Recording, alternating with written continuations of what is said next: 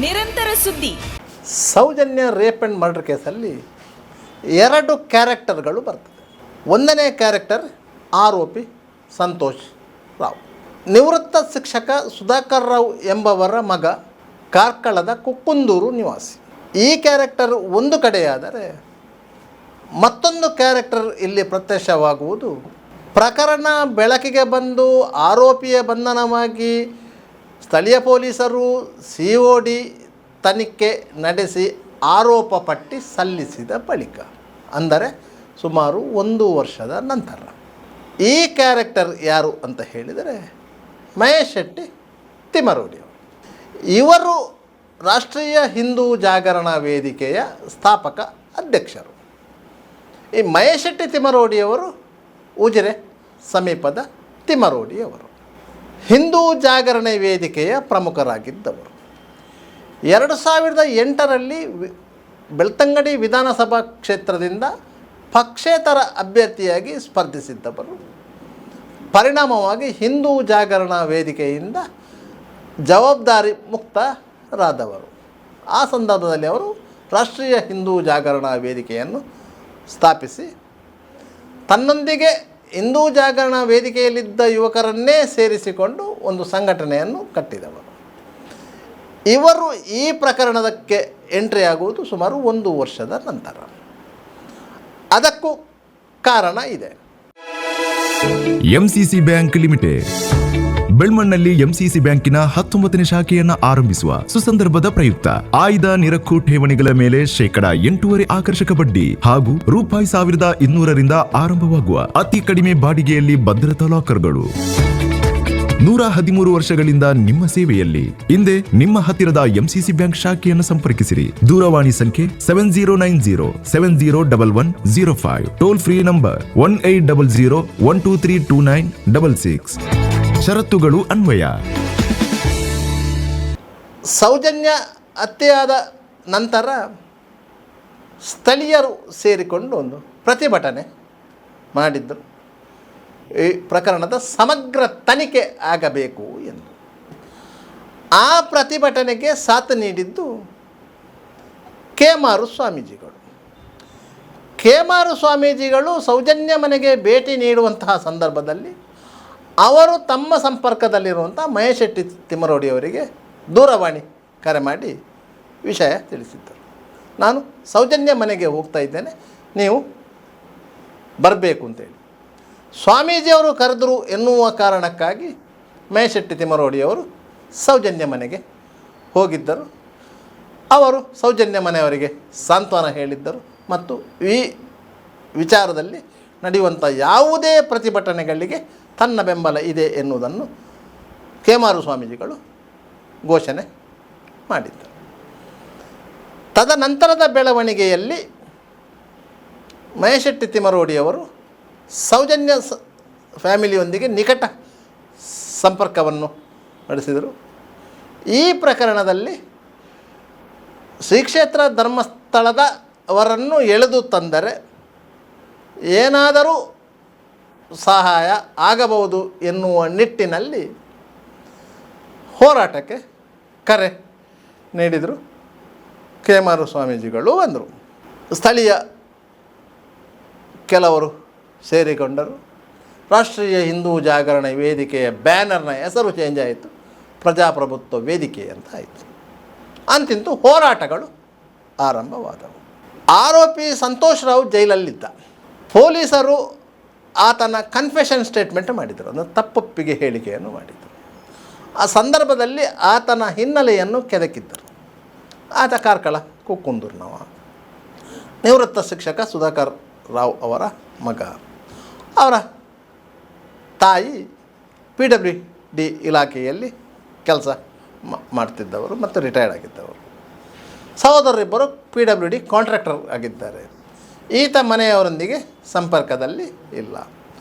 ಊರೂರು ಸುತ್ತಿ ಹೋಟೆಲಲ್ಲಿ ಕೆಲಸ ಮಾಡಿಕೊಂಡು, ದೇವಸ್ಥಾನಗಳಲ್ಲಿ ಊಟ ಮಾಡಿಕೊಂಡು ಜೀವನ ಸಾಗಿಸ್ತಿದ್ದವರು ಅಂತ ಹೇಳುವಾಗ, ಇವ ಎಲ್ಲಿ ಹೋಟೆಲಲ್ಲಿ ಕೆಲಸ ಮಾಡ್ತಿದ್ದಂತ ಹೇಳುವಾಗ, ಇತ್ತೀಚೆಗೆ ಆತ ಶೃಂಗೇರಿಯ ಶಾರದಾ ಹೋಟೆಲಲ್ಲಿ ಕೆಲಸ ಮಾಡುತ್ತಿದ್ದ ಎನ್ನುವ ಅಂಶ ಬಂದಿತ್ತು.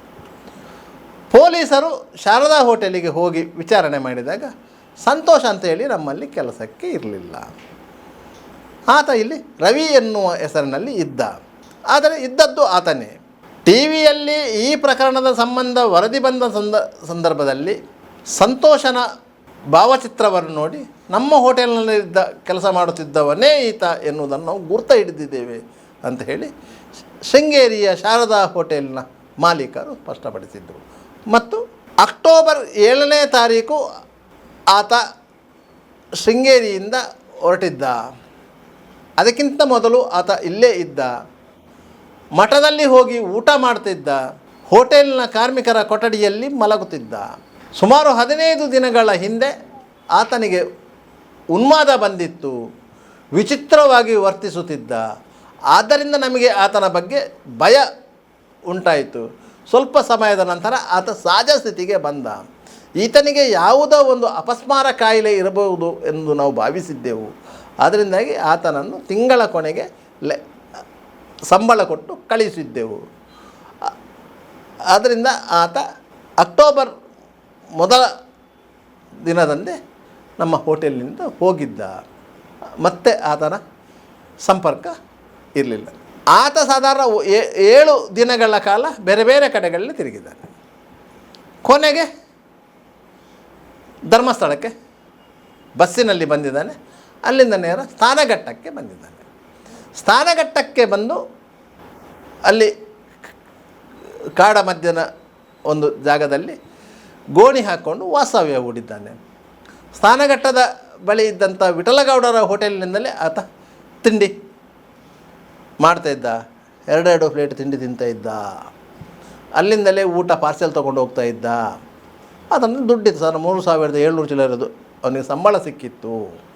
ಅದರಲ್ಲಿ ಖರ್ಚಾಗಿ ಸ್ವಲ್ಪ ಹಣ ಉಳಿದಿತ್ತು. ಆ ಹಣದಿಂದ ಆತ ಮಾಡ್ತಾಯಿದ್ದ. ಅಂತಹ ಸಂತೋಷ್ ರಾವ್ ಶಾರದಾ ಹೋಟೆಲ್ನಲ್ಲಿ ಕೆಲಸಕ್ಕೆ ಸೇರುವಂಥ ಸಂದರ್ಭದಲ್ಲಿ ತನ್ನ ಹೆಸರು ಮತ್ತು ವಿಳಾಸವನ್ನು ಮರೆಮಾಚಿದ್ದ. ಆತ ರವಿ ಎನ್ನುವ ಹೆಸರನ್ನು ಹೇಳಿದ್ದ. ಅದೇ ಹೆಸರಿನಲ್ಲಿ ಅಲ್ಲಿ ಅವರನ್ನು ಕರೀತಾ ಇದ್ದರು. ಆ ರವಿ ಎನ್ನುವ ಹೆಸರು ಮತ್ತೊಂದು ವಿಶೇಷತೆಗೂ ಕಾರಣವಾಗಿದೆ. ಯಾಕಂತ ಹೇಳಿದರೆ ಈ ಹೋರಾಟದಲ್ಲಿ ಮುಂಚೂಣಿಯಲ್ಲಿರುವಂಥ ನಾಯಕ ಮಹೇಶ್ ಶೆಟ್ಟಿ ತಿಮರೋಡಿ. ಇವರ ಪೆಟ್ ನೇಮು ಕೂಡ ರವಿಯೇ. ಮುಂಬೈನಲ್ಲಿ ಕೆಲಸಕ್ಕಿದ್ದು ಅಲ್ಲಿಂದ ಊರಿಗೆ ಬಂದಿದ್ದಂತಹ ಮಹೇಶನನ್ನು ಊರವರು ಎಲ್ಲರೂ ಕರೀತಿದ್ದುದು ರವಿ ಅಂತಲೇ. ಬೆಳ್ತಂಗಡಿಯಲ್ಲಿ ಶಾಲೆಗೆ ಹೋಗುವ ಸಂದರ್ಭದಲ್ಲಿ ಶಾಲಾ ದಾಖಲಾತಿಯಲ್ಲಿ ಮಹೇಶ ಸನ್ ಆಫ್ ವಿಠಲ ಶೆಟ್ಟಿ ಎನ್ನುವ ಹೆಸರಿದ್ದರೂ ಸಹ ಜೊತೆಗಿದ್ದ ಸಹಪಾಠಿಗಳು ಆತನನ್ನು ಕರೀತಿದ್ದುದು ರವಿ ಅಂತಲೇ. ಉಜಿರೆ ಪರಿಸರದಲ್ಲಿ ರವಿ ಅಂದರೆ ಯಾರು ಅಂತ ಗೊತ್ತಿರ್ತಿತ್ತು, ಆದರೆ ಮಹೇಶ ಅಂದರೆ ಯಾರಂತ ಗೊತ್ತಿರಲಿಲ್ಲ. ಯಾವಾಗ ಹಿಂದೂ ಜಾಗರಣ ವೇದಿಕೆ ಸೇರಿ ಒಂದು ಹೋರಾಟಗಾರನಾಗಿ ರೂಪುಗೊಂಡ ಆ ಸಂದರ್ಭದಲ್ಲಿ ಈತನ ಮೂಲ ಹೆಸರು ಮಹೇಶ್ ಶೆಟ್ಟಿ ತಿಮರೋಡಿ ಅಂತ ಆದದ್ದು. ಯಾಕಂತ ಹೇಳಿದರೆ ತಿಮರೋಡಿ ಇವರ ಮೂಲ ಮನೆ ಅಲ್ಲ. ಇವರ ಮೂಲ ಮನೆ ಇರೋದು ಕಟೀಲು ಸಮೀಪ. ವಿಠಲ ಶೆಟ್ಟರು ಮುಂಬೈನಲ್ಲಿ ಹೋಟೆಲಲ್ಲಿ ದುಡಿದ ಹಣದಲ್ಲಿ ಖರೀದಿಸಿದ ಜಾಗ, ವಿಠಲ ಶೆಟ್ಟಿ ಅವರ ಸಂಬಂಧಿಕರು ಸೇರಿ ಖರೀದಿಸಿದಂಥ ಜಾಗ. ಈಗಲೂ ಅವರ ಸಂಬಂಧಿಕರು ಅಲ್ಲಿ ಅಕ್ಕಪಕ್ಕದಲ್ಲಿ ಇದ್ದಾರೆ. ಆದ್ದರಿಂದ ಮಹೇಶ್ ಶೆಟ್ಟಿಯ ಪೆಟ್ ನೇಮು ಸಹ ರವಿ. ಸೌಜನ್ಯ ಅಂತಕ ಸಂತೋಷ್ ಶೃಂಗೇರಿಯ ಶಾರದಾ ಹೋಟೆಲ್ನಲ್ಲಿ ಹೇಳಿಕೊಂಡ ಹೆಸರು ಸಹ ರವಿ. ಒಂದೇ ಹೆಸರನ್ನೇ ಇಬ್ಬರು ವ್ಯಕ್ತಿಗಳು ಈ ಪ್ರಕರಣದಲ್ಲಿ ಸಿಲುಕಿಕೊಂಡಿದ್ದಾರೆ. ಹಾಗಾದರೆ ಸಂತೋಷ್ ರಾವ್ ರವಿ ಎನ್ನುವ ಹೆಸರಿನಲ್ಲಿ ಶೃಂಗೇರಿಯ ಹೋಟೆಲಿಗೆ ಯಾಕೆ ಸೇರಿದ್ದ? ಅವನಿಗೆ ಸಂತೋಷ್ ರಾವ್ ಅಂತ ಹೆಸರು ಹೇಳ್ತಾ ಇದ್ದರೆ ಶೃಂಗೇರಿಯ ಶಾರದಾ ಹೋಟೆಲ್ನ ಮಾಲೀಕರು ಕೆಲಸ ಕೊಡ್ತಾ ಇರಲಿಲ್ವ? ಅವರು ಕೊಡ್ತಾಯಿದ್ರು. ಆದರೆ ಅವನಿಗೆ ಅವನ ದೇಹದಲ್ಲಿ ಇರುವಂತಹ ದೌರ್ಬಲ್ಯ, ಯಾವ ಸಂದರ್ಭದಲ್ಲಿ ತನ್ನಿಂದ ಬೇರೆ ಯಾವುದಾದರೂ ಕ್ರಿಮಿನಲ್ ಕೃತ್ಯವನ್ನು ಮಾಡಲಿಕ್ಕೆ ಪ್ರೇರೇಪಿತ ಆಗ್ತದೋ ಅಂಥ ಸಂದರ್ಭದಲ್ಲಿ ತಾನು ಬಚಾವಾಗಬೇಕು ಎನ್ನುವ ಕಾರಣಕ್ಕಾಗಿ ಬೇರೊಂದು ಹೆಸರು ಇಟ್ಟಿದ್ದ. ಅದು ಮಹೇಶ್ ಶೆಟ್ಟಿ ತಿಮ್ಮರೋಡಿಯ ಪೆಟ್ ನೇಮು. ಮಹೇಶ್ ಶೆಟ್ಟಿ ತಿಮ್ಮರೋಡಿಗೂ ಸಂತೋಷ್ ರಾವ್ಗೂ ಯಾವುದೇ ರೀತಿಯ ಸಂಪರ್ಕ ಇಲ್ಲ. ಯಾವುದೇ ಸಂದರ್ಭದಲ್ಲಿ ಮಹೇಶ್ ಶೆಟ್ಟಿ ಸಂತೋಷ್ ರಾವನ್ನು ನೋಡಿಲ್ಲ, ಸಂತೋಷ್ ರಾವ್ ಮಹೇಶ್ ಶೆಟ್ಟಿಯನ್ನು ನೋಡಿಲ್ಲ. ಅವರಿಬ್ಬರಿಗೆ ಪರಸ್ಪರ ಸಂಬಂಧವಿಲ್ಲ, ಪರಸ್ಪರ ಹೆಸರೂ ಗೊತ್ತಿರಲಿಲ್ಲ. ಸೌಜನ್ಯ ಪ್ರಕರಣ ಆದ ನಂತರವೇ ಈ ಸಂತೋಷ್ ರಾವ್ ಯಾನೆ, ರವಿ ಯಾರು ಎನ್ನುವುದನ್ನು ಮಹೇಶ್ ಶೆಟ್ಟಿ ಅರಿತುಕೊಂಡದ್ದು. ಇದೇ ಮಹೇಶ್ ಶೆಟ್ಟಿಯವರು ಖಾಸಗಿ ಚಾನಲ್ನ ಸಂದರ್ಶನವೊಂದರಲ್ಲಿ ಸ್ಪಷ್ಟವಾಗಿ ಹೇಳಿದ್ದಾರೆ, ಸೌಜನ್ಯನನ್ನು ಸಂತೋಷ್ ರಾವೇ ಅತ್ಯಾಚಾರ ಮಾಡಿದ್ದು, ಆತನೇ ಕೊಂದದ್ದು.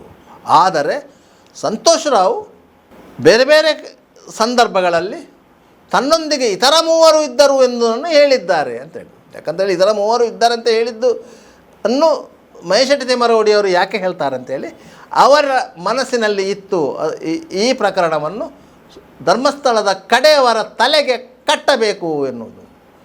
ಅದಕ್ಕಾಗಿ ಖಾಸಗಿ ಚಾನಲ್ನ ಸಂದರ್ಶನದಲ್ಲಿ ಸಂತೋಷ್ ರಾವ್ನನ್ನು ಬಿಟ್ಟು ಹೇಳಿದರೆ ಜನ ನಂಬುವುದಿಲ್ಲ. ಅದಕ್ಕಾಗಿ ಸಂತೋಷ್ ರಾವ್ನನ್ನು ಸೇರಿಸಿ ಮತ್ತೆ ಮೂವರಿದ್ದರು ಎನ್ನುವುದನ್ನು ಸೂಚ್ಯವಾಗಿ ಹೇಳಿದ್ದು. ಅದನ್ನೇ ಅವರು ಕುಸುಮಾವತಿಯವರ ಬಾಯಲ್ಲಿ ರಾಜ್ಯ ಮಟ್ಟದ ಸ್ಯಾಟಲೈಟ್ ಟಿ ವಿ ಚಾನಲ್ನ ಸ್ಟುಡಿಯೋದ ಸಂದರ್ಶನದಲ್ಲಿ ಹೇಳಿಸಿದ್ದು. ಕುಸುಮಾವತಿಯವರು ಕೆಲವು ದಿನಗಳ ಹಿಂದೆ ಒಂದು ಯೂಟ್ಯೂಬ್ ಚಾನಲ್ಗೆ ನೀಡಿದಂಥ ಸಂದರ್ಶನದಲ್ಲಿ ಸ್ಪಷ್ಟವಾಗಿ ಹೇಳ್ತಾರೆ, ರಾಜ್ಯ ಮಟ್ಟದ ಖಾಸಗಿ ಚಾನಲ್ನ ಸ್ಟುಡಿಯೋದಲ್ಲಿ ಕುಳಿತುಕೊಂಡಂಥ ಸಂದರ್ಭದಲ್ಲಿ ನನಗೆ ಆ ನಾಲ್ವರ ಹೆಸರು ನೆನಪಿಗೆ ಬಂತು, ಆದ್ದರಿಂದ ನಾಲ್ವರ ಹೆಸರನ್ನು ಹೇಳಿದೆ. ಹಾಗಾದರೆ ಕುಸುಮಾವತಿಯವರು ಬೇರೆ ಬೇರೆ ಸಂದರ್ಭದಲ್ಲಿ ಹೇಳಿದ್ದಾರೆ, ನನ್ನ ಸಹೋದರಿ ಯಶೋಧ ಹೇಳಿದ್ಲು ಇಂತಿಂಥ ಅವರು ಅಲ್ಲಿ ಇದ್ದರು, ಆದ್ದರಿಂದ ನಾನು ಅವರ ಹೆಸರು ಹೇಳಿದ್ದೇನೆ.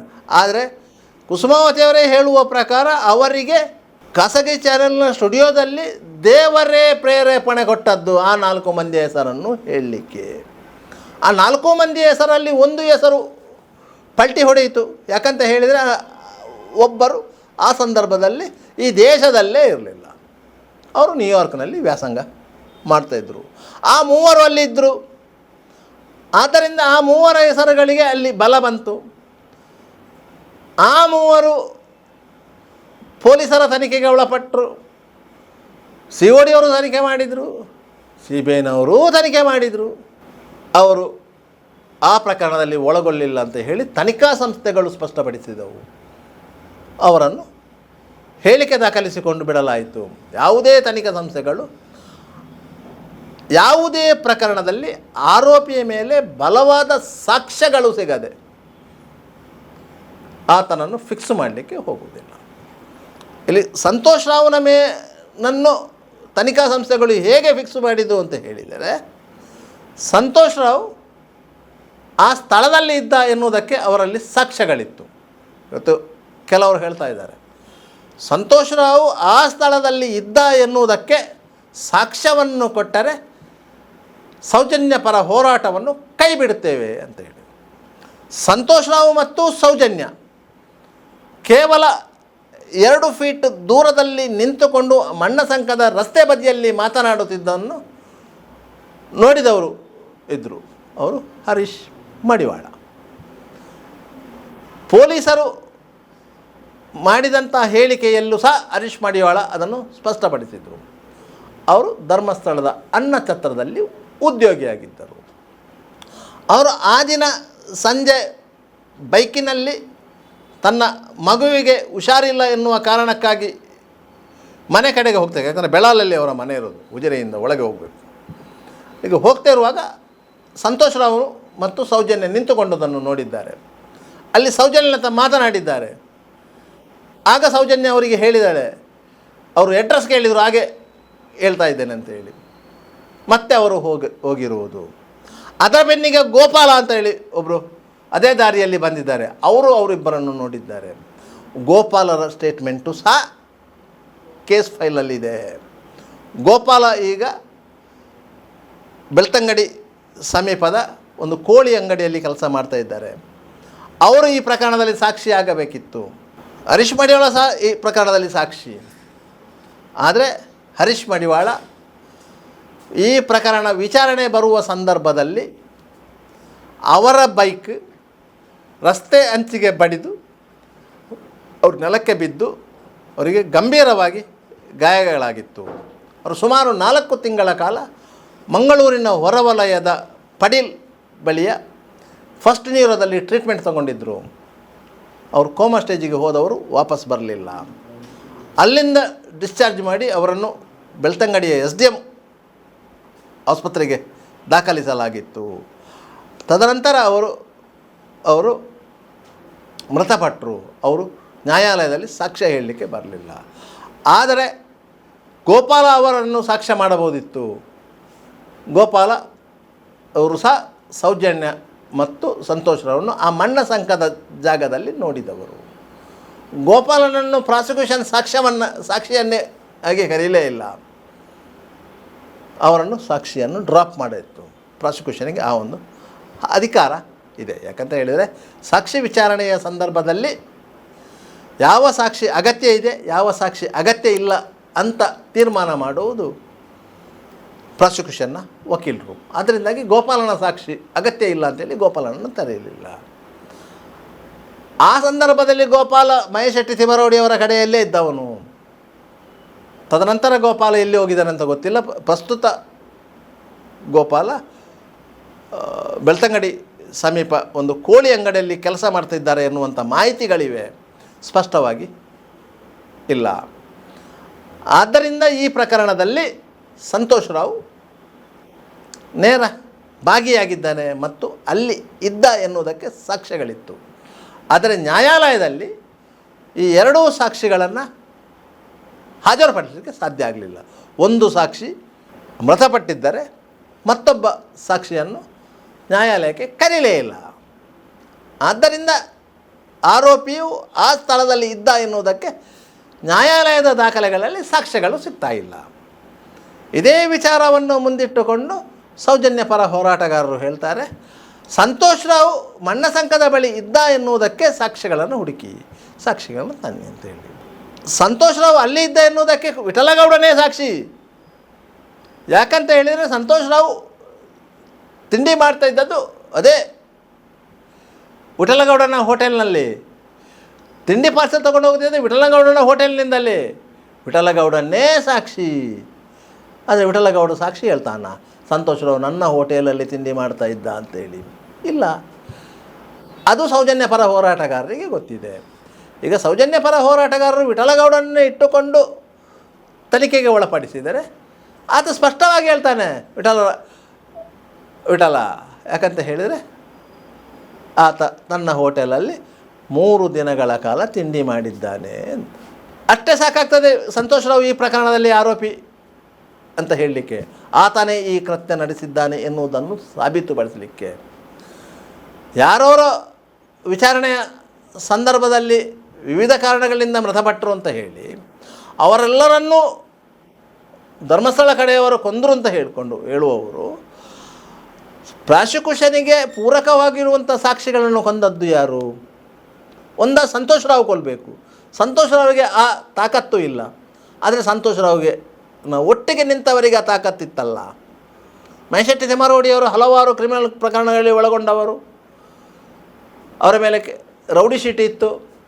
ಅಷ್ಟೂ ಕೇಸುಗಳನ್ನು ನ್ಯಾಯಾಲಯದಲ್ಲಿ ಬಡಿದಾಡಿ ಖುಲಾಸೆಯಾದವರು.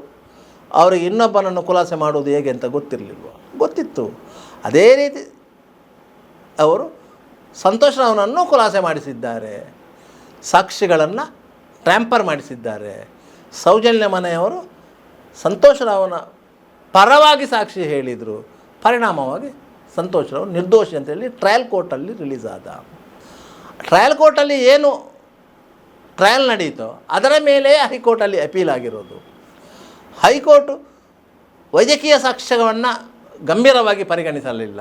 ಯಾಕಂತ ಹೇಳಿದರೆ ವೈದ್ಯಕೀಯ ಸಾಕ್ಷಿಯನ್ನು ಟ್ರಯಲ್ ಕೋರ್ಟ್ನಲ್ಲಿ ಕ್ರಾಸ್ ವೆರಿಫಿಕೇಷನ್ ಸರಿಯಾಗಿ ಮಾಡಿರಲಿಲ್ಲ. ಮಹಾಬಲೇಶ್ ಶೆಟ್ಟಿಯವರ ಸಾಕ್ಷ್ಯವನ್ನೇ ಗಂಭೀರವಾಗಿ ಪರಿಗಣಿಸಿದರೆ ಸಂತೋಷ್ ರಾವ್ ಆ ಪ್ರಕರಣದಲ್ಲಿ ಮರಣದಂಡನೆಗೆ ಗುರಿಯಾಗಬೇಕಾಗಿತ್ತು. ಆದ್ದರಿಂದ ಈ ಸಂತೋಷ್ ರಾವ್ನನ್ನು ಬಚಾವು ಮಾಡಿದ್ದೇ ಈ ರೀತಿ ಯಾಕೆ? ನಿರಂತರ ಸುದ್ದಿ